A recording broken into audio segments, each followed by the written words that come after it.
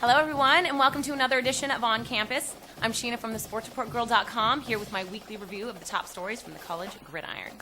So, early September, a time of year when incoming freshmen are getting acclimated to their new surroundings and life away from home. A challenging time, to say the least. Apparently, though, that is not the case for a pair of true freshman quarterbacks at two of the most storied programs in college football, USC and Michigan. Of course, the marquee game of the day was in Columbus, Ohio, and though the Buckeyes came out on the losing end, they did put up one hell of a fight, which only made Matt Barkley's performance all the more impressive. The true freshman was both tough and calm under pressure, leading the Trojans on a game-winning 14-play, 86-yard touchdown drive with less than 5 minutes to go. His 26-yard pass to Anthony McCoy and his quarterback keeper on 4th and 1 proved to be too much for the Buckeye defense.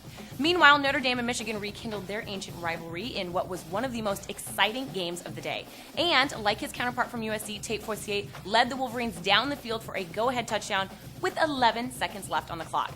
The victory earned Michigan its first national ranking since 2007 and, not surprisingly, knocked the Irish out of the polls. For this, Weiss has no one to blame but himself. With the lead 2.5 minutes remaining and Michigan having only 2 timeouts, Charlie dialed up back-to-back passing plays that fell incomplete, killing the clock so Rich Rod wouldn't have to. Those timeouts gave Forcier the time he needed to win the game.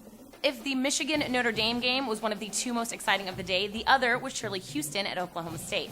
The Cougars jumped all over the Cowboys early, but in the second half, Des Bryant returned a punt for a touchdown and OK State reclaimed the lead. But after Houston scored on an improbable play on 4th down, plus Zach Robinson's pick 6, the Cowboys couldn't avoid a double-digit defeat by day's end. How about them Cowboys? As for Week 3, we all know Tennessee at Florida is going to grab the bulk of the headlines. That said, there are other big games on the schedule you will want to keep your eye on, like Georgia Tech at Miami.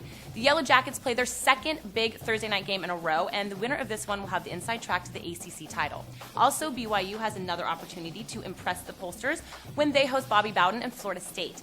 The Seminoles don't travel out west very often, so this one should be fun to watch. Then there's the Redemption Bowl with Michigan State at Notre Dame. Both programs are coming off losses, but the Irish, after falling out of the top 25, are looking to make a statement.